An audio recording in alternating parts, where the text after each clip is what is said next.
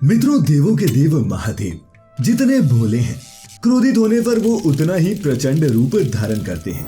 कहा जाता है कि महादेव को प्रसन्न करने के लिए किसी भी प्रकार के रत्न या जतन नहीं, बल्कि शुद्ध मन की आवश्यकता होती है। और एक बार भगवान शिव अपने किसी भक्त पर प्रसन्न हो जाए तो वो उसे क्षीर सागर देने से भी पीछे नहीं हटते। जी हाँ मित्रों, आज मैं आपको भगवान शिव के एक नन्हे भक्त उपमन्यु की कथा सुनाने जा रहा हूँ, जिन्हें महादेव ने क्षीर सागर का वरदान दिया था। लेकिन क्यों, यही जानेंगे आज की इस वीडियो में। तो मित्रों नमस्कार और स्वागत है आप सभी का द डिवाइन टेल्स पर एक बार फिर।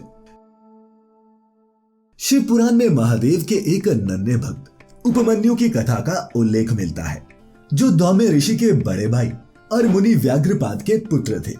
बताया जाता है कि उपमन्यु ने बाल्यावस्था में दूध पीने के लिए भगवान शिव की आराधना की थी। तो मित्रों, कथा के अनुसार एक समय की बात है, बालक उपमन्यु अपने मामा के आश्रम गए हुए थे, जहां उन्हें पीने के लिए बहुत कम ही दूध मिलता, जबकि उनके मामा का बेटा अपनी इच्छा के अनुसार गरम गरम उत्तम दूध पीकर उसके सामने खड़ा हो जाता।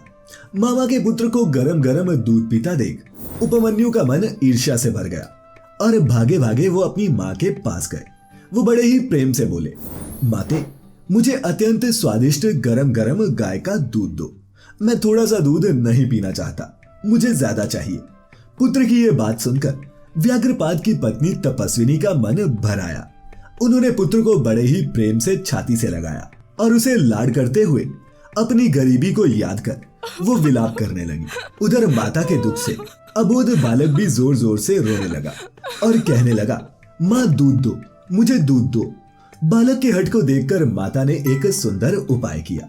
उन्होंने कुछ बीज चुने और फिर उन्हें बीजों को पीसकर पानी में घोल दिया और फिर मीठी वाणी में बोली, आओ मेरे लाल, मीठा मीठा दूध पियो। माता के दिए हुए उस बनावटी दूध को पीकर बालक और भी व्याकुल हो उठा और बोला, माँ ये दूध नहीं है। बालक की ये बातें सुनकर माता ने उसका मस्तक चूम लिया और फिर अपने आंसुओं को पोंछते हुए बोली, हे पुत्र, गरीबी के कारण मैंने तुम्हें पानी में बीज को घोलकर पिलाया है। इस जगत में महादेव ही हैं जो धन देने वाले हैं। वो ही सकाम पुरुषों को उनकी इच्छा के अनुसार फल देते हैं। हम लोगों ने आज से पहले कभी भी धन की कामना से भगवान शिव की पूजा नहीं की, इसीलिए हम दरिद्र हो गए और यही कारण है कि तुम्हारे लिए आज दूध नहीं मिल रहा।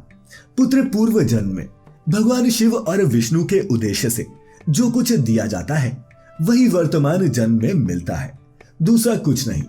माता की ये बातें सुनकर उपमन्यु बोले, हे माँ, यदि माता पार्वती सहित भगवान शिव विद्यमान है तब आज से शोक करना व्यर्थ है। माते, शोक छोड़ो, क्योंकि सब मंगलमय ही होगा। आज मेरी बात सुन लो। यदि कहीं महादेव जी हैं तो मैं देर से या फिर जल्दी से उनसे क्षीर सागर ही मांग लाऊंगा। उपमन्यु की बात सुनकर उसकी माँ बोली, हे पुत्र, तुमने ये बहुत अच्छा विचार किया है। तुम्हारा ये विचार मेरी प्रसन्नता को बढ़ाने वाला है। तो अब तुम देर न लगाओ, जाओ और इस सदाशिव की तपस्या में लीन हो जाओ। अन्य देवताओं को छोड़कर मन, वाणी और क्रिया द्वारा भक्ति भाव के साथ पार्षद गणों सहित सदाशिव का भजन करो। ओम नमः शिवाय। ये मंत्र देवादिदेव भगवान शिव का साक्षात वाचक माना गया है। ये मंत्र दूसरे सभी मंत्रों से प्रबल है। यही सबकी रक्षा करने में भी समर्थ है। अतः तुम दूसरे सभी मंत्रों को त्याग कर सिर्फ इस पंचाक्षर मंत्र के जाप में लग जाओ। इस प्रकार पुत्र को आज्ञा देकर और उसका कल्याण हो ऐसा कहकर माता ने उपमन्यु को विदा किया। फिर उपमन्यु अपनी माता को प्रणाम कर तपस्या के लिए निकल पड़ा। हिमालय पर्वत पर पहुंचकर उपमन्यु भगवान शिव की कठोर तपस्या करने लगे।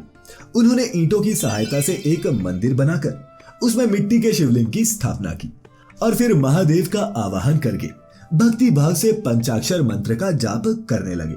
बालक उपमन्यु को भगवान शिव में मन लगाकर तपस्या करते देख ऋषि मरीचि के शाप से पिशाच बने कुछ मुनियों ने उन्हें सताना और उनके तप में विघ्न डालना आरंभ कर दिया। लेकिन इसके बावजूद उपमन्यु नहीं रुके। ये देख उन मुनियों का मन पिघल गया और वो बालक को सताना छोड़ उसकी सेवा करने लगे। उपमन्यु की कठोर तपस्या देख भगवान विष्णु ने स्वयं भगवान शिव से इस नन्हे बालक को दर्शन देने का आग्रह किया और फिर हरि के अनुरोध करने पर शिव जी भगवान इंद्र का रूप धारण कर उपमन्यु के समक्ष जा पहुंचे। भगवान इंद्र को सामने देख बालक उपमन्यु बहुत प्रसन्न हुए। उपमन्यु ने सबसे पहले उन्हें मस्तक झुकाकर प्रणाम किया और बोले, हे देवेश्वर, आप स्वयं यहाँ पधारे, जिससे मैं धन्य हो गया। तब इंद्र रूपधारी शिव बोले, हे वत्स, मैं तुम्हारी इस तपस्या से बहुत प्रसन्न हूँ। तुम वर मांगो, मैं तुम्हें सभी तरह की अभिष्ट वस्तुएं प्रदान कर सकता हूँ। तब उपमन्यु ने कहा, हे भगवान, मैं तो भगवान शिव की भक्ति मांगता हूँ। ये सुन देवराज इंद्र ने कहा, क्या तुम मुझे नहीं जानते?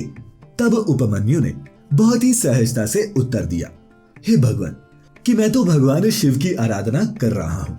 ये सुन देवराज इंद्र ने कहा, क्या तुम मुझे नहीं जानते? मैं समस्त देवताओं का पालक और तीनों लोकों का अधिपति इंद्र हूँ। सब देवता मुझे नमस्कार करते हैं।